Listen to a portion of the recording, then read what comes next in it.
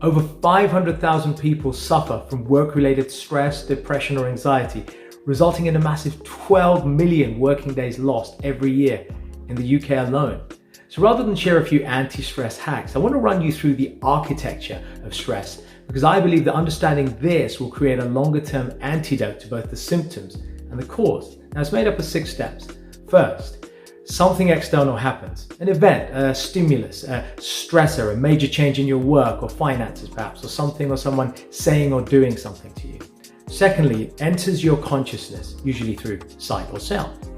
Thirdly, at this point, it's no longer external. It exists within your mind as a thought. Fourthly, now it's internalized, you make a judgment and assess that stimulus. Fifthly, as a result of the judgment, you feel a negative emotion, such as fear, anger, loss, or guilt. Sixth, this triggers a physical reaction which is externalized, thereby creating a feedback loop. Folks, sadly, because most people haven't been trained to observe this chain reaction of stress, we instinctively blame our feelings on external events. Some careless words, a difficult boss, a thoughtless partner, etc. And from childhood, we've been encouraged to deal with and change others' behavior to alleviate the impact of our feelings. But folks, we know, of course, this is rarely possible because there's a natural threshold for what is and isn't within our sphere of control, and the world rarely bends to our will. So unfortunately, this cycle of negativity intensifies feelings, while the belief that the situation is to blame magnifies the sense of hopelessness. So what can we do about this problem? So an effective means of interrupting this destructive cycle, whether it's internalized or externalized, is to intervene at the point where a judgment is being made, i.e. step 4 from the above. You see, when the mind is clear, calm, and composed, you can, with practice, begin to notice a pause between the stimulus and the judgment of that stimulus or external event.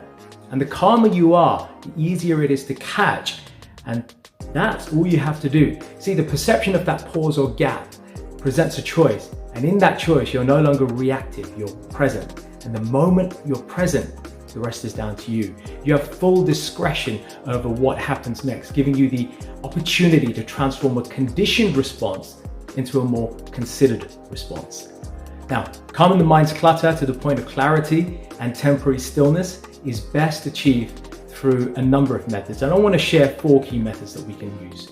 Firstly, reflection, turning attention inwards to explore your mental and emotional dynamics. I think journaling is a great tool to do this. Secondly, bilateral dialogue, reflecting with someone else, such as a confidant, a colleague, or a trusted coach. Thirdly, mindfulness, maintaining a state of awareness.